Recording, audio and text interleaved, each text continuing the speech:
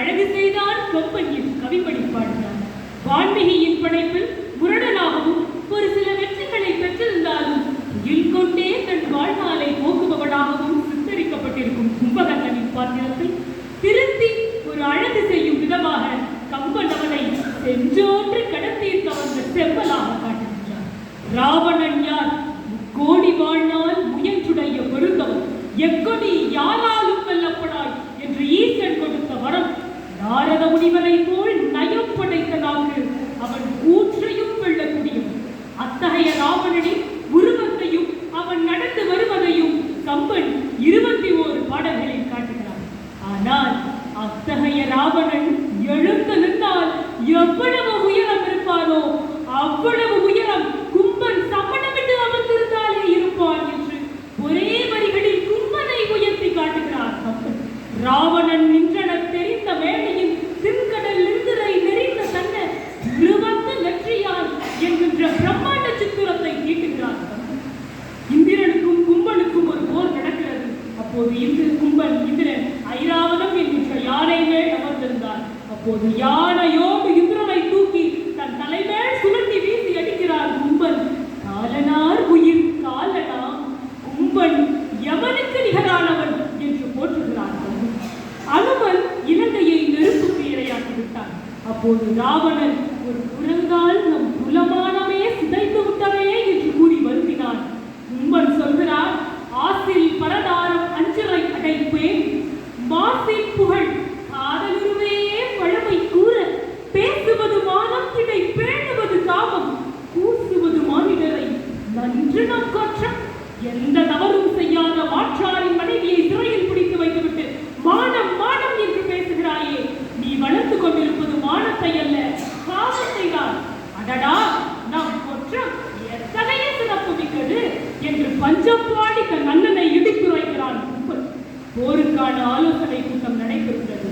அப்போது அவையில் இருந்த எல்லோரும் போரை வரவேற்றனர்.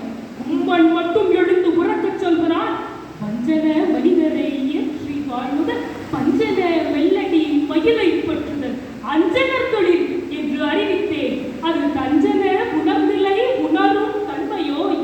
வஞ்சகம் செய்து மாற்றாரின் மனை நாடுவது கோடைகளின் செயல் என்று நான் உனக்கு அன்றே அறிவுறுத்தினேன். எது நன்மை எது தீமை என்று அறியும் தன்மையை நீ என்றோ இழந்து விட்டாய் என்று கூறி தன் அண்ணனை பார்த்து நெஞ்சம் வடித்தான். போருக்கு முன்னால் கும்பன் துயில் கொண்டிருந்தான்.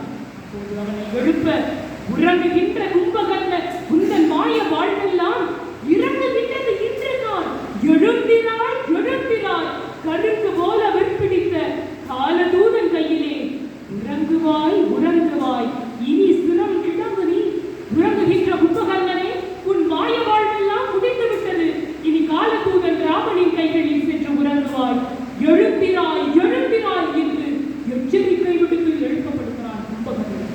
எழுந்த கும்பன் அமைதியாய் சொல்கிறார், செஞ்சோன்று கடன் கழிக்க வேண்டாமோ யார் சென்று அஞ்சார் முற்குறையை அண்ணன் முன் சாவேனோ என்று கூறி சகோதர பாசத்தால் இதயத்தை தைக்கிறான் கும்பன். என்னதான் தன் அண்ணனை இடித்துரைத்தாலும் அவன் அண்ணனை விட்டு கொடுத்ததே இல்லை. ராவணன் போருக்கு செல்கிறான். அப்போது கும்பன் சொல்கிறான், நீ செய்தது தவறுதான், ஆனால் போரிலிருந்து பின்வாங்கி விடாதே. போரிலிருந்து பின்வாங்குவது வீரனுக்கு அழகல்ல. சென்று போர் செய்வோம். மரணமே நம்மை நாடினாலும் நம் மனதால் ஏற்போம், நெஞ்சை நிமிர்த்தி நிற்போம் என்று சொல்கிறான் கும்பன். நண்பர்களே, கும்பன் இது உன்னத எண்ணத்தால் செய்யப்பட்ட போர் என்று நியாயப்படுத்தவில்லை. அவன் வெற்றி பெறுவதற்காகத்தான் போருக்கு செல்வதாகவும் அவன் சொல்லவில்லை. அவன் தன் அண்ணனின் வீரத்திற்கும் மானத்திற்கும் இழுக்கு ஏற்படக்கூடாது என்பதற்காகவும் செஞ்சோன்று கடன் தீர்க்க வேண்டும் என்பதற்காகவும் மட்டும்தான் அவன் போருக்கு செல்கிறான். கும்பன் போர் புரிகிறான். அப்போது ராமனின் கூர்மையான அம்புகளால் அவன் கைகளும் கால்களும் துண்டிக்கப்பட்டது. ஆனால் அந்நிலையிலும் சிந்தனை தெளிவுடன் இருந்தான் கும்பன். பரம்பொருள் ராமனை அழைத்து கூறுகிறார், என் மரணத்திற்கு பின்னால் என் தம்பி வீரனனை வஞ்சகன் என்று இலங்கை மக்கள் அழைத்து விடக்கூடாது, நிழலாய் வைத்து காப்பாயாக என்று மன்றாடி கேட்டபடியே வீர மரணம் அடைகிறான் கும்பன். ராவணன் வஞ்சகத்தால் விழுந்தான். ஆனால் ராவணனின் தம்பியாக இருக்கும் கும்பகர்ணனோ செஞ்சோன்று கடந்து இருப்பதால் புகழ் பெற்றான். தான் உயர்ந்த